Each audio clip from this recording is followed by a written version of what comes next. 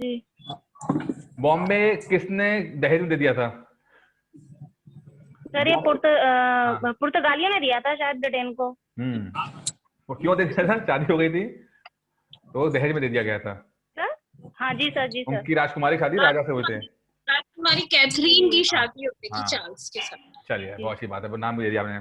अच्छा ये चलिए, अब देखो ये जो किताब परचेज करनी है आपको, ये अंग्रेजी में दिख रहा है, उल्टा तो नहीं दिख रहा आप लोगों को?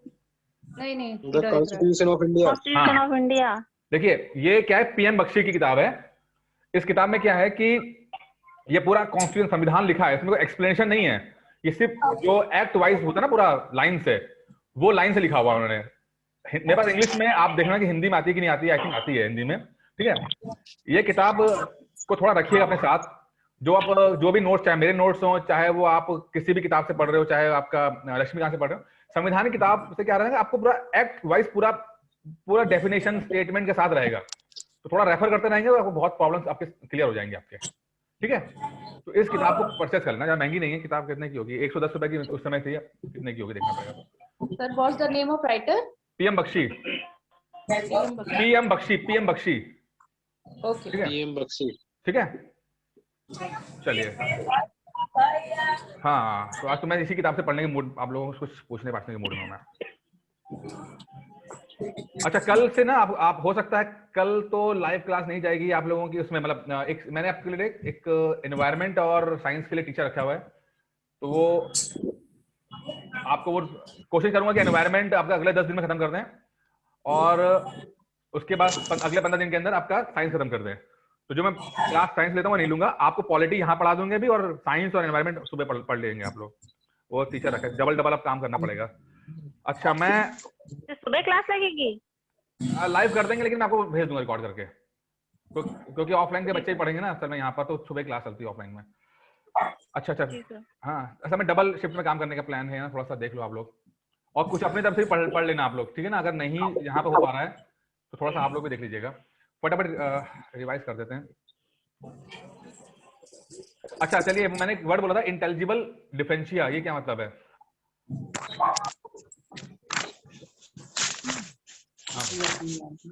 Intelligent differentia.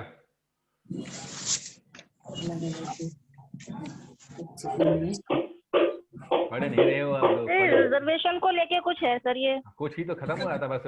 अब ऑब्जेक्टिव पेपर दोगे आप लोग, बहुत श्योर नहीं होंगे तो माइनस नंबर मिलेंगे आप लोगों को। हाँ, या डिस्क्रिप्टिव नहीं है, कुछ भी लिख दिया घुमा के, शब्द नहीं आया तो पढ़ ही नहीं रहे हो आप लोग, मुझे पता है ना, नोट्स नहीं पढ़ रहे हो ना। ये तो लगाओ दीवार में धक्का लगाओ। Hello sir.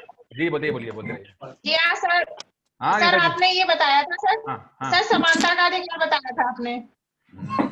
तो सर आपने उसमें बताया था कि जो लोग पिछड़े हुए लोग हैं, मतलब जो पिछड़े हुए लोग हैं, जो कि भी बराबर नहीं आ पाए हैं और लोगों के, तो उन्हें आगे लाना। सर इसको हिंदी में बोधगम्य में अंतरक बोलते हैं। नहीं, इंटेलिजेंट डिफरेंशिया का एग्जैक्टली मतलब क्या है? सर उसका मतलब ये है कि हेलो। हाँ बोल रहे। हाँ सर इसका मतलब ये है कि सर समान, मतलब एक तो था ना सर सर हिंदी में, अब इंग्लिश इसको बोलो। सर सबसे पहले तो मैंने इसको हिंदी में याद अरे आप इंग्लिश में बोल दो किया है सर इसे। अच्छा। आप इंग्लिश बोलो, मैं समझ लूंगा। सर इसमें ये है कि जो समता का अधिकार है सर, उसमें दिया है कि समान परिस्थितियों वाले व्यक्तियों को हम इक्वल रख सकते हैं। ठीक है, लेकिन सर जो अभी कुछ पिछड़े हुए व्यक्ति हैं, मतलब जो कुछ पीछे रह गए हैं, तो उनको सपोर्ट करना है, वो बराबर लाना। सपोर्ट करना है। देखो आप ना वर्ड देखो, इंटेलिजेंट डिफरेंशिया, हिंदी में मुझे इसका पता मैं ढूंढ नहीं पाया, मैं इंग्लिश में पढ़ रहा हूँ, होता है हिंदी में कुछ हो उसका क्या है हिंदी में? क्या बोधगम्य अंतरक बोलते हैं सर, बोधगम्य अंतरक। ठीक है, अब जो हिंदी वाले बोधगम्य अंतरंग, देखिए समझिए इंग्लिश में पढ़ते हैं इंटेलिजेंट डिफरेंशिया। पहली बात समझिए कि डिफरेंशिया मतलब कि डिफरेंशिएट जो होता है शब्द, डिफरेंशिएट मतलब अलग अलग करना, क्लासिफाई करना। पहली बात हमारे सुनो संविधान में हमें किसी भी बात पे भेदभाव करने से मना किया गया है। ठीक है, समझ रहे हैं आप, किसी भी चीज से भेदभाव करने से। अरे आवाज थोड़ी कम कर दो यार।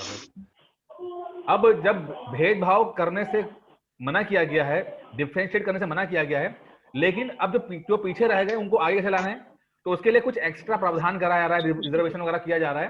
तो ऐसा डिफरेंशिएशन जो समझदारी से इंटेलिजेंट हो, मतलब इंटेलिजेंट भरा हो, समझदारी से हो सके, जिससे कि पीछे वाले आगे आ जाएं और सबको बराबर से मौका भी लगे, सबको फिर गलत भी ना रहे, किसी का ह्यूमन राइट्स भी वायलेशन ना हो, तो उसको बोलते हैं इंटेलिजेंट डिफरेंशिया। समझे लोग? जी इंटेलिजेंट डिफरेंशिया की डिफरेंशिया जी, जी, जी। मतलब डिफरेंशिएट करना है, बट इंटेलिजेंटली करना है कि पीछे वाले आगे आ जाए बट आगे वालों को भी जी। कुछ नुकसान ना हो। ठीक है, ये प्रावधान हमारे हाँ जी, संविधान हाँ में दिया गया है। ठीक है, जी। चलिए एक मिनट, देखो रिकॉर्डिंग हो रही कि नहीं हो रही है? हो रही है रिकॉर्डिंग। अच्छा भैया, थोड़ा सा मैं ना कुछ एक दो आपको थोड़ा सा इस किताब से पीएम बख्शी से मैं देख रहा था। हो रही है सर, रिकॉर्डिंग हो रही हाँ है। ठीक है, हाँ एक मिनट यार, जो उस समय आते भी जा रहे हैं लोग। अच्छा, ये पीएम बख्शी किताब जब परचेस करेंगे ना आप, तो उसमें बड़े ध्यान से पढ़िएगा इस किताब को। इसमें बहुत छोटे छोटे जो एक्ट जो वो है केसेस वगैरह हैं, वो सब आते हैं और ढंग से पढ़ने। अब जैसे एक रिजर्वेशन की बात आती है, क्योंकि आर्टिकल हमारा जो 14, 15, 16 जो है सब रिजर्वेशन से जुड़े हुए हैं। एक शब्द आता है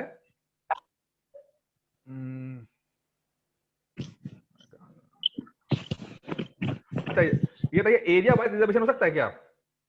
एरिया वाइज रिजर्वेशन। और मुझे उससे पहले भी एक बात बताइए कि रिजर्वेशन जो सुनो रिजर्वेशन जो है वो हिंदुओं को मिलता है ना, हिंदू धर्म के लोगों को मिलता है, क्रिश्चियंस और मुस्लिम्स को क्यों नहीं मिलता है?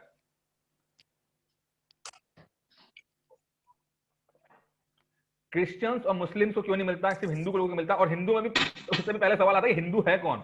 संविधान के हिसाब से हिंदू में कौन आता है? ये पीसीएस मैथ का सवाल है। ये हिंदू कौन है? ये संविधान में लिखा हुआ है। हाँ, कौन कौन से आते हैं हिंदू में? सवाल है पीसीएस का। हिंदू हिंदू वो जिनका ओरिजिन है। क्या हुआ सर? क्वेश्चन रिपीट कर दीजिए एक बार। अरे हिंदू में कौन कौन आ जाता है, बस ये बोल रहा हूँ। पहला सवाल तो यही, हिंदू कौन कौन आते हैं? देखिए चलिए टाइम वेस्ट नहीं करेंगे। हिंदू का मतलब है जो नॉर्मल हिंदू हैं प्लस सिख, जैनिज्म वाले और बौद्धिस्ट, यानी जैन धर्म वाले, बौद्ध धर्म वाले और हिंदू जो हैं वो सब, जो सिख जो हैं, ये तीनों चारों मिला के हिंदू बनाते हैं। पारसी भी है सर शायद? पारसी नहीं हो सकता, पारसी नहीं होगा, बताता हूँ। ठीक है, पारसी यहूदी नहीं है सर? नहीं है। क्यों? मैं अभी सुनिए मेरी बात। हिंदू का मतलब अच्छा सर, ठीक। जैन, बुद्ध, सिख और हिंदू, ये सब हिंदू हैं। ठीक है, अब अगला सवाल यहां से उठता है कि भैया ये रिजर्वेशन जो है हिंदुओं को क्यों मिलता है, क्रिश्चियन को क्यों नहीं मिलता है, पारसी को क्यों नहीं मिलता है, मुस्लिम को क्यों नहीं मिलता है?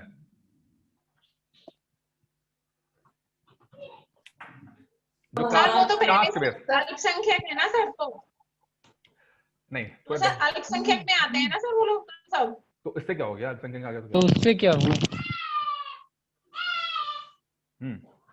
कुछ आइडिया? No idea. चलिए, इनका ओरिजिन जो है अरब कंट्री से। बिल्कुल सही है, बिल्कुल सही है। देखिए, जब रिजर्वेशन का प्रावधान को करने की जब बात चली, तो ये देखा गया कि चूंकि क्रिश्चियंस का बहुत दबाव रहा, क्रिश्चियन मिशनरीज का बहुत दबाव रहा था। आपने पढ़ा होगा कि जो क्रिश्चियंस जो आए, जो ब्रिटिशर्स आए, वो क्रिश्चियन मिशनरीज को भी इनका इन्वॉल्वमेंट बहुत रहा था। जो मिशनरी आते थे वो यहाँ पे धर्म परिवर्तन करते थे। ठीक है, तो इस बात पर ध्यान दिया गया कि जो धर्म हिंदुस्तान की धरती से निकले हैं उनको ही हिंदू धर्म में डाला जाएगा, जिसमें देखिए जैन धर्म भी है, बौद्ध धर्म भी है, सिख धर्म भी है, क्योंकि वो हिंदुस्तान की धरती से निकले हैं और रिजर्वेशन भी इनको ही मिलता है। ठीक है, जो क्रिश्चियंस हैं, मुस्लिम्स हैं, पारसी हैं या कोई और उसके होंगे तो उनको नहीं मिलेगा, क्योंकि उनको ये बाहरी धर्म है, ये माना गया है कि उनका ओरिजिन बाहर रहा है। तो चूंकि कन्वर्जन ना हो सके, कोई और देश के लोग हमारे पर हावी ना हो सके, इस तरह की सोच रखी गई, तो रिजर्वेशन को खाली हिंदू धर्म में रखा गया है। और हिंदू धर्म में भी जो होता है जैन, बौद्धिस्ट और आपका क्या नाम है, सिख। ठीक है, सिख बार बार बोलते हैं कि हमें अलग कर दो, हमें हिंदू। अभी जो किसान आंदोलन हुआ उसमें कुछ ऐसे तत्व आए जिन्होंने कहा कि सिख जो हैं उनको हिंदू की डेफिनेशन से अलग किया जाए और एक अलग उसको बोला जाए कि अलग धर्म है। धर्म एक है बट उसको संविधान में एक ही रखा गया है। उसको क्लियर हो गया ना? क्लियर है ना इसको? आगे बढ़े? जी सर। अच्छा, अब रिजर्वेशन जो है वो आपको मिलता है किन आपको सॉरी एरिया वाइज रिजर्वेशन मिल सकता है क्या? Area wise? Yes sir. हाँ है सर। थोड़ा समझाइए इसको। एरिया जैसे नॉर्थ ईस्ट के एरियाज हैं, हम मिल सकता है हमको। और लेकिन मिल सकता है, बट ये देखा जाए कि जो दिया जा रहा है, अच्छा इसको समझेंगे, आर्टिकल 371D में भी ये दिया गया है, ठीक है, कि एरिया वाइज रिजर्वेशन दे सकते हैं अगर स्टेट को लगता है कि जो कुछ पिछड़ा जो इलाका पीछे रह गया है और सर उनको आगे बढ़ाने की जरूरत है। इस बार यही हो रहा है ना सर, ये ग्राम पंचायत के चुनाव में। हाँ समझाइए समझाइए और समझाइए, बताइए। सर मतलब ये चीज अभी हो रही है कि अल्पसंख्यकों के हिसाब से, मतलब एरिया वाइज हिसाब से वहाँ पे हाँ जो पीछे रह गए उनको आगे बढ़ाने देना, चुनाव होगा। ठीक है जी। अच्छा जी। रिजर्वेशन कितना हो सकता है, मैक्सिमम कितना दे सकते हैं? सर 50%। 50% दे सकते हैं, ठीक है।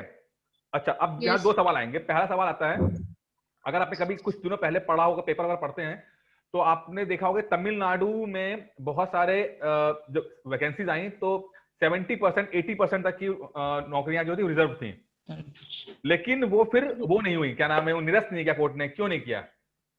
जब 70-80% भी जो सीटें थी तमिलनाडु की, सर पॉपुलेशन उतनी होगी सर 70-80% की, इस वजह से निरस्त नहीं कर पाए। नहीं नहीं सर, वो बैकलॉग की वैकेंसीज होती है, ठीक है ना। बैकलॉग समझिए, बैकलॉग मतलब कि वो सीटें भरनी थी, वो मतलब वो उतना कोटा था SC ST वगैरह के लिए, लेकिन भरा नहीं जा पाया किसी भी कारण से, भरा नहीं जा पाया, कोई कैंडिडेट नहीं मिले या कुछ भी हुआ, तो उसको भी उन्होंने साथ में मर्ज करके कर दिया था। तो पुरानी नौकरियों का तो 50% था और जो 20-30% एक्स्ट्रा था वो पुरानी नौकरी का बैकलॉग था, इसलिए सुप्रीम कोर्ट ने उसको निरस्त नहीं किया था। जो केस था कोर्ट में गया था, बट इस बात पे कि ये बैकलॉग का है इसलिए नहीं होगा। अगर मान लीजिए यूपी PCS की बात करते हैं, अगर यूपी PCS में कुछ सीटें SC ST OBC की रह गई होंगी तो आपको वो हो सकता है वो आपको बैकलॉग में डाल दिया जाए इसमें, ठीक है, लेकिन अभी ऐसा होता नहीं है। ये सब पॉलिटिक्स का भी गेम रहता है इसके अंदर।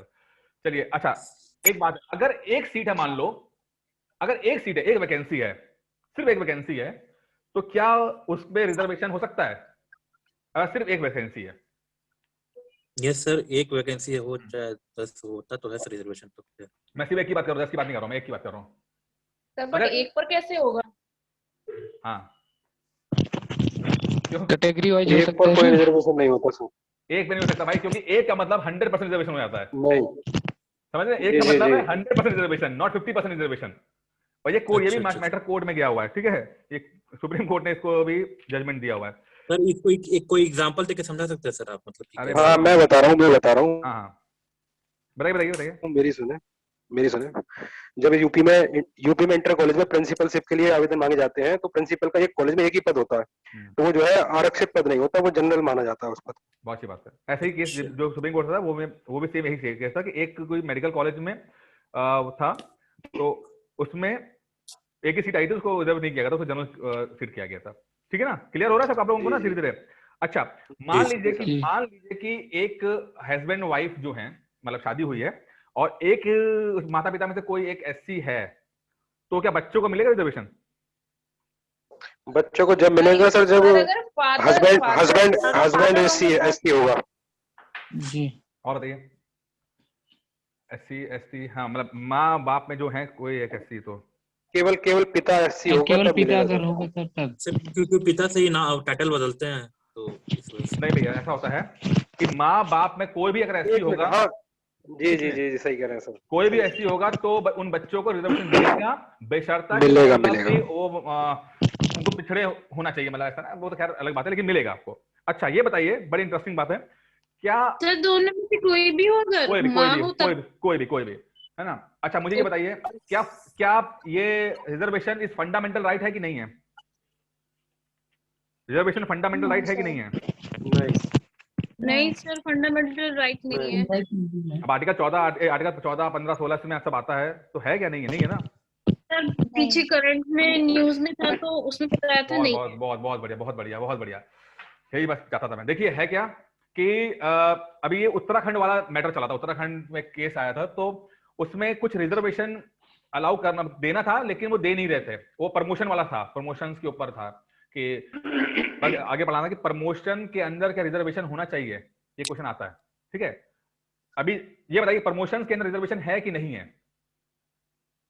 प्रमोशन है है। सर। पदोन्नति में आरक्षण था सर, लेकिन यूपी में लगभग मुझे लग रहा है खत्म कर दिया गया शायद। सर समझिए। नहीं है, शायद नहीं नहीं। सर, खत्म नहीं किया है सर। हाँ अच्छा, क्लियर कर लो, आप लोग बताता हूँ मैं।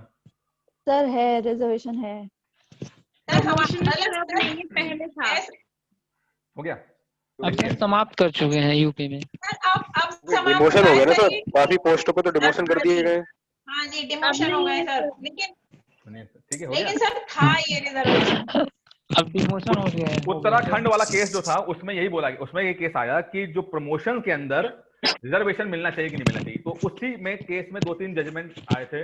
तो ये बोला गया कि प्रमोशन के अंदर रिजर्वेशन हो सकता है बशर्ते अगर स्टेट गवर्नमेंट को लगता है कि एक रिप्रेजेंटेशन नहीं है, स्टेट गवर्नमेंट को लगता है तो ठीक है। और वो लगना भी कैसा चाहिए कि जो डेटा होना चाहिए कुछ वहां पर उनके पास डेटा, ठीक है जी, आंकड़ा जो कहते हैं वो होना चाहिए, तब जाके आप उसमें कर सकते हो। और भी स्टेट गवर्नमेंट को लगता है तो होना चाहिए। और उसी में ये बोला गया था कि जो रिजर्वेशन है वो आपका वो नहीं है, कि फंडामेंटल राइट्स नहीं है, ये राज्य को एक सुविधा है जिससे कि वो पिछड़ों को आगे ला सके।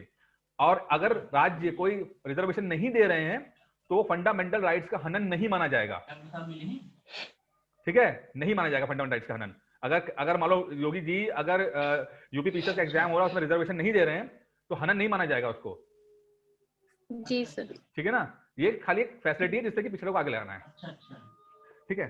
Sir please explain it. तो कौन समझाएगा? तो समझा दो जरा, मैं जब तक क्वेश्चन देखता हूं। और समझा दीजिए, कोई समझाएगा? अरे सुजीत जी समझा दीजिए, आप ही समझा दीजिए। सुजीत जी समझा दीजिए। नहीं सर, नहीं सर। देखिए ऐसा है, जो उत्तराखंड का जजमेंट आया था वहां पर प्रमोशन के अंदर रिजर्वेशन की बात चल रही थी। सुनिए कौन बोल रहा है यार ये, ठीक है। प्रमोशन के अंदर रिजर्वेशन की बात चल रही थी, वहां पर प्रमोशन में रिजर्वेशन की मांग कर रहे थे और स्टेट नहीं दे रहा था, तो कुछ लोग चले गए कोर्ट में, बोला कि सर हमारे फंडामेंटल राइट्स का हनन कर रहे हैं लोग।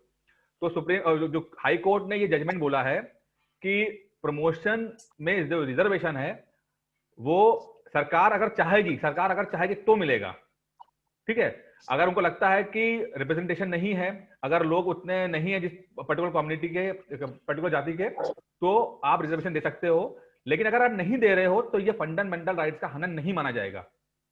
आपकी मर्जी है, दे दो। अगर आपको लगता है कि आपके राज्य में कुछ लोग पीछे हैं तो दे सकते हो, ठीक है। अच्छा, क्या हिंदुओं को छोड़कर क्या मुस्लिम को या क्रिश्चियंस को रिजर्वेशन मिल सकता है? No sir. कुछ मुस्लिम को मिलता है, पता आपको? सर अल्पसंख्यक में मिलता है। अल्पसंख्यक में नहीं, ओबीसी में मिलता है। ओबीसी अगर स्टेट को लगता है, ओबीसी में मिलता है, अगर स्टेट को लगता है कि हमारे पर्टिकुलर जाति में मतलब कुछ लोग अगर पीछे हैं तो दे सकते हैं वो स्टेट में, ठीक है। अच्छा, क्वेश्चन एक इंदिरा स्वामी केस आता है, बहुत इंटरेस्टिंग है, अभी बात चली रही है तो वो कई बार एग्जाम में आता है। इंदिरा स्वामी केस जो था उसमें 1993 का केस है, आई थिंक ये बहुत बार आता है। Indira Swami case versus Union of India, Indira Swami versus Union of India case 1995 में आया, और कई बार इस सवाल आता है, कई बार मैच द फॉलोइंग में आता है, याद रखिएगा, मैंने नोट पे भी दिया हुआ है। उसमें ये बात बोली गई है कि आपका जो रिजर्वेशन है वो बल्कि मैं एग्जैक्ट लाइन पढ़ देता हूँ, इससे थोड़ा सा इजी पड़ेगा आप लोगों को। हाँ, सुप्रीम कोर्ट ने कहा था कि पिछड़ेपन के निर्धारण के लिए जाति सुसंगत है और इसके प्रमुख आधार बनाया जा सकता है, मतलब जाति के ऊपर रिजर्वेशन दिया सकता है, ठीक है। ये इंदिरा सोनी केस था, जब भी ये आए रिजर्वेशन वाला की तो वो केस आता है इंदिरा सोनी केस, और इसी में बोला गया था कि प्रमोशन के अंदर रिजर्वेशन नहीं मिलना चाहिए, नहीं हो सकता, ये सुप्रीम कोर्ट ने कहा था उस केस में, इंदिरा सोनी केस में। लेकिन अभी फिलहाल जो आया है हाई कोर्ट का केस आया, उसमें कहा गया है कि कोर्ट दे सकता है, स्टेट दे सकता है अगर उसको लगता है कि पिछड़े लोग हैं तो, ठीक है। अलग अलग टाइम पे अलग अलग केस आते हैं।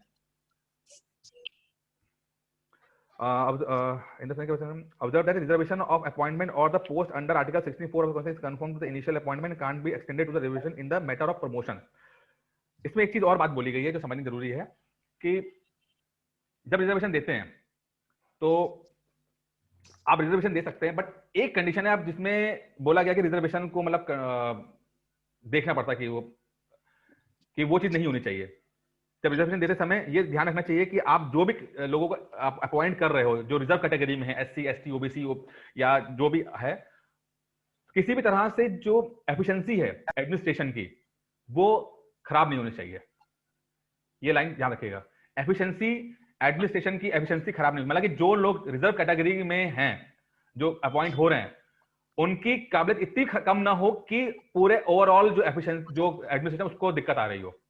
थोड़ा बहुत नंबर कम कर सकते हैं बट एफिशिएंसी कम नहीं कर सकते, ये सुप्रीम कोर्ट ने बोला था। ठीक है, ऐसा नहीं कर सकते कि अगर जनरल कैटेगरी का अगर रैंकिंग कट ऑफ 100 पे जा रहा है तो रिजर्व वाले 10 नंबर पे आ रहे हैं, ऐसा नहीं होगा। आप देखते होंगे अमूमन जो कट ऑफ होता है 5-10 नंबर कम होता है, और उसमें भी कई बार ऐसा देखने को मिला है कि लोग भर्ती नहीं हो पाते हैं, मतलब SC, ST की सीटें खाली रह जाती हैं। इसीलिए खाली रह जाती हैं कि एक पर्टिकुलर लेवल से नीचे नहीं कर सकते, क्योंकि उसके बाद खतरा यह रहता है कि एफिशिएंसी खराब हो जाने का या मतलब खराब हो जाने का खतरा रहता है। तो एफिशिएंसी को खराब किए बिना हमें रिजर्व करना है, इसीलिए जो लोग रखे जाएंगे उनकी थोड़ा सा कट ऑफ कम रहेगा, बट इतना कम नहीं रहेगा कि जिससे कि उनकी काबिलियत में कुछ दिक्कत आए या जो एफिशिएंसी खराब हो जाए। ये वर्ड्स कुछ बार बार रिपीट इसलिए कर रहा हूं मैं क्योंकि एग्जाम में ये बार बार पूछे गए हैं ये। ठीक है, चलिए आर्टिकल 16 हो गया। आर्टिकल 16 फटाफट पढ़ देता हूं मैं, पूरा लगभग पूरा खत्म ही कर दिया आर्टिकल 16 मैंने। ठीक है, चलिए आर्टिकल 17 देखते हैं फटाफट। आर्टिकल 17 क्या बोलता है? क्या बोलता है? एबोलिशन ऑफ अनटचेबिलिटी, छुआछूत आपका उन्मूलन होता है। ठीक है, आर्टिकल 17 कई बार आप आया, लेकिन आप देखोगे ये जो आर्टिकल है ना, ये सिर्फ बात बोला गया कि छुआछूत का उन्मूलन होना चाहिए, बट इसको सपोर्ट करने के लिए दूसरे एक्ट बनाए गए हैं कि जो लोग अनटचेबिलिटी करेंगे उनके साथ क्या किया जाएगा। ठीक है, तो खाली बात बोली गई है, इसको सपोर्ट करने के लिए दूसरे एक्ट बनाए गए हैं। अच्छा, एक बात और कि आर्टिकल 17 है वो राज्य और प्राइवेट व्यक्ति दोनों के विरुद्ध है। मतलब जो स्टेट है, जो सरकार है, वो तो छुआछूत को नहीं सपोर्ट करेगी, लेकिन जो प्राइवेट कोई आदमी कर रहा है तो उस पे भी मतलब उसको भी कहा गया कि रोकने, मतलब कि आप ऐसा नहीं कि सिर्फ सरकार के खिलाफ बोला गया है, प्राइवेट व्यक्ति जो इंडिविजुअल व्यक्ति है वो अगर वो करता है तो उसको खिलाफ भी कार्रवाई हो गई है। आर्टिकल 18 एबोलिशन ऑफ टाइटल्स, यानी कि उपाधियों का उन्मूलन। ये क्या है? ये क्यों वो आता है उपाधियां? कौन सी उपाधियां ये? कौन सी उपाधियां भाई ये? सर जैसे राजा लगाते हैं लोग, राजा जैसे राजा राम मोहन राय थे ना, जैसे इस तरह की उनका नाम राम मोहन था, राय भी उपाधि थी और राजा भी उपाधि थी। उनका नाम राम मोहन था बस, ठीक है नाम।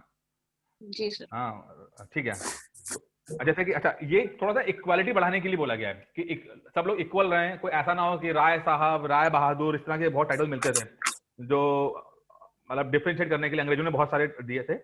अच्छा, अब इसमें एक बात ध्यान रखिए, कई बार एग्जाम में आता है, कई बार नहीं, एक दो बार आया हुआ एग्जाम में कि अगर कोई व्यक्ति विदेश से टाइटल लेगा, यानी कि समझ लो कि ब्रिटेन ने किसी व्यक्ति को टाइटल दिया, सर की उपाधि दी, देखना सर की उपाधि, तो क्या वो ले सकता है? आर्टिकल 18 में तो बोला गया सर राष्ट्रपति की अनुमति के बिना नहीं। हाँ बस राष्ट्रपति की परमिशन के साथ आप ले सकते हो। ठीक है, इसमें एक ही दो क्वेश्चन बनते हैं। इसमें एक क्वेश्चन ये है कि राष्ट्रपति की परमिशन के साथ आप वो अपने टाइटल ले सकते हो, विदेशी जो टाइटल दे रहे हैं। ठीक है, दूसरा ये है जो भारत रत्न है, जो पद्म भूषण, पद्म विभूषण, ये भी जो टाइटल हैं, तो ये खराब, गलत नहीं है क्या? इनको नहीं देना चाहिए? भारत रत्न, पद्म भूषण, विभूषण, जो पद्म, ये तो अवार्ड्स है ना? अवार्ड, बिल्कुल बिल्कुल, ये अवार्ड है, ये टाइटल नहीं है, अवार्ड है ये। ठीक है, और इनको कभी टाइटल की तरह काम भी यूज भी नहीं कर सकते कि टाइटल की तरह इस्तेमाल कर रहे हैं उनका, सिर्फ इनको मतलब अवार्ड दिया गया है, तो उसको मतलब कि सरकार को या लगा कि हाँ लोगों ने कुछ अच्छा काम किया है तो उनको थोड़ा सम्मानित करने के लिए अवार्ड दिया गया है। ये टाइटल नहीं है। ये हो गया आपका आर्टिकल 18। ठीक है, अब बात करते हैं आर्टिकल 19 की। एक मिनट, आर्टिकल 19 खत्म हो गया।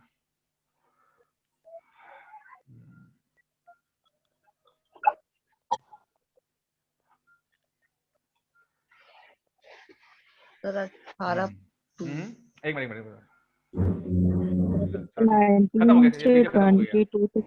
अधिकार है। अब आर्टिकल 19 आर्टिकल 19 बड़ा इंपॉर्टेंट है। पहले बस आपको पढ़ा कभी आर्टिकल 19 पढ़ा कभी आपने? आर्टिकल 19 है ना, इसमें कई सारे पार्ट्स भी हैं, कई सारे पार्ट्स हैं, है ना? है पार्ट्स की नहीं है? 19(1)(a) है ना, 19(1)(a), B, C ऐसा। ऐसा है ना? यस तो सर। एक बार यूपीएससी में सवाल आ गया था, यूपीएससी में सवाल आया था, उन्होंने बोला कि 19(1) मतलब दो मैच द फॉलोइंग वाले सवाल डाले, एक तरफ डाल दिया 19(1)(a), 19(1)(b), 19(1)(c), 19(1)(d) और इधर लिख दिया, अब बोला कि मैच द फॉलोइंग कर लो आप। ठीक है, तो इसको, इस वाले को पढ़ लेना ढंग से, क्योंकि ये अंदर से पूछ लेता है, 3-4 बड़े इंपॉर्टेंट पॉइंट्स हैं, तो समझना पड़ेगा इसको। ठीक है,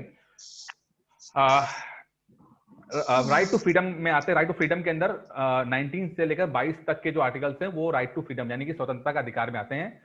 अच्छा, इसमें संपत्ति वाला इसी में अंदर था, संपत्ति वाला, जिसमें हटा दिया गया था 44 में संविधान संशोधन से हटा दिया गया था, जिसको लीगल राइट कर दिया गया है आर्टिकल 300A के तहत। ठीक है, तो वो पहले इसी के अंदर था, अब हटा दिया गया है। अच्छा, 19A क्या है? Freedom of speech and expression, की बोलने की और अभिव्यक्ति की आजादी। अब इसमें फटाफट खत्म करते हैं, क्या जल्दी खत्म हो जाएगा, मतलब खत्म होने वाला। प्रेस का अधिकार जो है ना, राइट, प्रेस की स्वतंत्रता, फ्रीडम ऑफ प्रेस। एक क्वेश्चन आया कई बार, हमारे संविधान में फ्रीडम ऑफ प्रेस की बात नहीं बोली गई है। जो जर्नलिज्म रिपोर्टिंग होती है, कहीं पर वो उसका मेंशन नहीं है। सवाल आया है कि फ्रीडम ऑफ प्रेस का प्रावधान कहीं नहीं है, तो किस आर्टिकल के तहत फ्रीडम ऑफ जो प्रेस है उसको इंश्योर किया गया है? अभिव्यक्ति की स्वतंत्रता में हाँ, बस हाँ 91 है। ठीक है, ये अभिव्यक्ति की ही, तो डॉक्टर अम्बेडकर से पूछा गया था, डॉक्टर अम्बेडकर ने यही बोला था कि चूंकि मैंने आर्टिकल 19 में लिख दिया गया है, तो आर्टिकल 19A में ये प्रेस की स्वतंत्रता भी इसी के अंदर आ जाती है। ठीक है, इसको अलग से करने की जरूरत नहीं है, ब्रिटेन के जो संविधान के अंदर अलग से किया गया है, इंडिया में अलग से नहीं किया गया। सवाल कई बार घूम घूम के आता है, क्या प्रेस की स्वतंत्रता हमारे अंदर आर्टिकल है? आर्टिकल नहीं है, डायरेक्टली नहीं दिया गया है, इसको इनडायरेक्टली 19A में समझा गया इसको। और एक केस आया था, साकल पेपर्स बनाम भारत संघ, 1962 में था केस था ये, उसके अंदर प्रेस की स्वतंत्रता की बात कही गई है, साकल पेपर्स। ठीक है, अच्छा, फिर आता राष्ट्रीय ध्वज फहराने का अधिकार। आपको पता है कि 2004 से पहले आप जो फ्लैग है अपना, भारत का फ्लैग, उसको भी नहीं फहरा सकते थे नॉर्मल डेज में। जी सर। क्यों नहीं फहरा सकते? ऐसा क्यों था? ऐसा क्यों, बंदिश क्यों थी? पहले समझते हैं, ये बंदिश क्यों थी? आप क्यों नहीं कर सकते थे फ्लैग होस्टिंग नॉर्मल डेज के अंदर? और अगर करना भी होता तो 6 बजे से पहले उतारना होता है। जो फौज में लोग होते हैं पता होगा, 6 बजे पहले, सूरज अस्त होने से पहले फ्लैग को उतार लेना होता है, क्योंकि कोर्ट को लगता था, पहले लगता था कि भाई अगर आम आदमी जिनको पता नहीं है कि फ्लैग की बहुत ढंग से केयर करनी चाहिए, तो फ्लैग को उन्होंने करा और वो रात दिन वो फहरा रहे हैं, और उससे वो फट भी रहा है और टूट भी रहा है और गंदा भी हो रहा है, तो ये ऑनर नहीं मिल पाएगा फ्लैग को। तो सुप्रीम कोर्ट ने इसको मना कर रखा था, सॉरी पार्लियामेंट ने मना कर रखा था। फिर 2004 में नवीन जिंदल ने इसको केस किया, तो राष्ट्रीय ध्वज को फहराने का अधिकार मिल गया। नवीन जिंदल, एक बहुत इंपॉर्टेंट है, नवीन जिंदल कांग्रेस के, ये भी फिर अभिव्यक्ति की स्वतंत्रता भी आता है, ये भी इसमें आता है। ठीक है, मैं बहुत अच्छे तरीके से मैंने लिखा हुआ है इसके अंदर। राइट टू नो यानी जानने का अधिकार, ठीक है, ये भी इसके अंदर आ जाता है। राइट टू इन्फॉर्मेशन से कहते हैं हम लोग, राइट टू इन्फॉर्मेशन। ठीक है, फिर मतदाता को सूचना का अधिकार, मतदाता को सूचना का अधिकार, ये क्या होता है आपका, कि आपका कैंडिडेट कैसा है क्या नहीं है, वो भी इसके अंदर आता है। और सबसे इंटरेस्टिंग क्या है, चुप रहने का अधिकार। पता है आपको, चुप रहने का अधिकार, आप, ये भी आपका फंडामेंटल राइट है। और ये इमैनुअल का एक लड़की थी, वो स्कूल में थी और उसको नेशनल एंथम गाना वाला था, वो उसने चुप रही, वो नहीं गाया, तो मैटर पहुंच गया कोर्ट के ऊपर, कोर्ट में चला गया। कोर्ट में बोला गया कि भाई तो उनके तरफ से बोला गया कि हम राष्ट्रगान नहीं गाएंगे ऐसे। ठीक है, तो क्या ये भी फंडामेंटल राइट है? तो क्या बिल्कुल सुप्रीम कोर्ट ने कहा कि हाँ भाई, जिस तरह बोलने का अधिकार होता है उस तरह चुप रहने का केस भी है।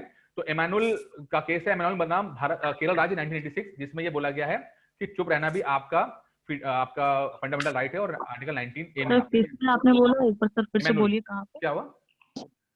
क्या हुआ? आपने कुछ कहाँ पे? ये केरल के अंदर इमैनुअल जो एक लड़की थी उसका केस है ये। ठीक है, ये मैंने इसमें डाले, मैं पीडीएफ में डाले हैं मैम। फिर एक आता है विदेश जाने का अधिकार, इसी में आता है ये विदेश। ये क्या हुआ था 1978 का मेनका गांधी, एक बार आ चुका सवाल ये 1978 मेनका गांधी पर वो चल रहा, मतलब जो उनका सास थी इंदिरा गांधी, तो बड़ा मसला चल रहा था, तो उनके जो पासपोर्ट वगैरह जो है जब्त कर लिए थे मेनका गांधी वगैरह के। ठीक है, उनको बाहर जाने की परमिशन नहीं जा रही थी, तो कोर्ट में चली गई थी।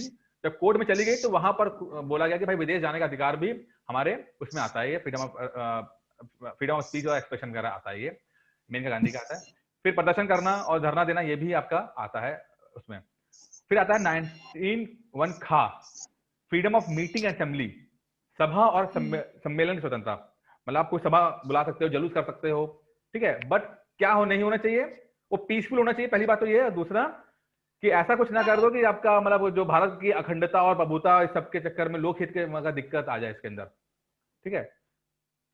इसलिए आप देखो ना कि आप किसान आंदोलन में देखो, सुप्रीम कोर्ट ने एक बार क्या बोला था, किसान आंदोलन में ये बात हुई, अभी जस्ट रिसेंटली हुई है, कि कुछ लोग चले गए कोर्ट में कि भाई हम किसानों को हटाया जाए और आदेश दिया जाए।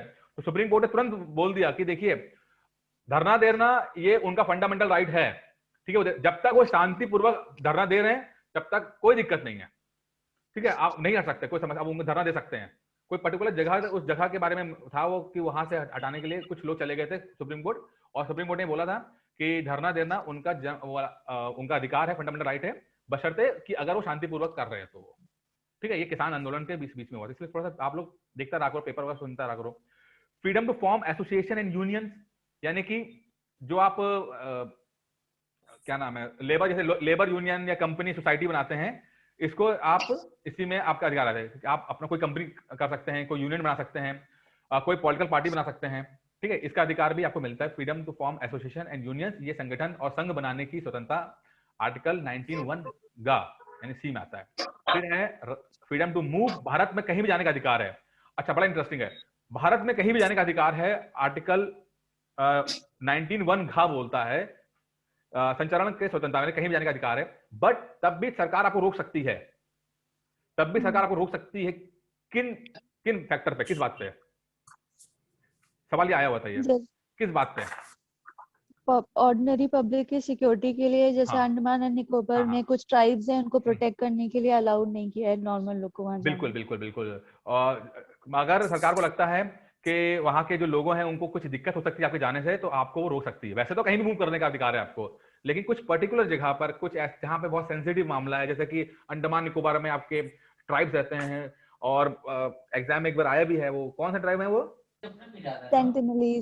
सेंटिनलीज थी वो, सबसे ज्यादा मतलब कहते हैं ना कि पुराने जो ट्राइब्स में सेंटिनलीज है, वो सबसे खतरनाक भी है। उनके पास जो गया है ना, उन्होंने उसको मार दिया है अभी। हाँ, वो एरोस थे, लास्ट ईयर एक अमेरिकन को, एक अमेरिकन गया था लास्ट ईयर, उसको उन्होंने मार दिया था, छुप के गया था। बिल्कुल, वो गया था, किसने जानते, किसने गया था? वो गया था, कहता कि उसको मैं कन्वर्ट कर दूंगा, मैं कि मैं इनको कन्वर्ट करा दूंगा, और बेचारा कन्वर्ट हो गया, ठीक है। अच्छा, और किसी वही जैसे कि ट्राइबल इलाके में जाने के, तो वहां पर सरकार जाने को आपसे रोक सकती है, लेकिन वैसे कहीं भी जाने का अधिकार आपको है, कोई दिक्कत नहीं है। फ्रीडम टू डिसाइड, कहीं भी रहने का अधिकार आपको है, कहीं भी जाओ, कुछ भी कहो, कहीं भी रहो, कोई दिक्कत नहीं है।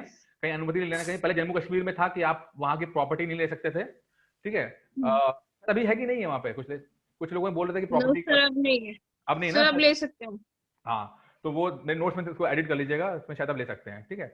और फिर लास्ट में है उपजीविका का, freedom to carry any occupation, यानी कि कुछ भी काम करो, कहीं कुछ भी लगाओ, ठीक है। और इसके ऊपर एक केस हुआ था, बड़ा इंटरेस्टिंग केस है, ओम प्रकाश बनम उत्तर प्रदेश 2004 का केस है, जिसमें ऋषिकेश, अगर आप गए हो कभी, उत्तराखंड में ऋषिकेश है, तो वहां पर ना नॉनवेज बैन है, वहां पे कुछ भी नॉनवेज आइटम नहीं बिकते हैं। तो वहां पे एक बंदा जो था, वो उसने मैं अंडे बेचूंगा, मैं वहां पे जाके मैं क्या, मैं अंडे बेचूंगा। हेलो, नमस्ते। ये भी नहीं मिलता है सर, ठीक है, सुनिए तो सुनिए, बड़ी इंटरेस्टिंग बात है।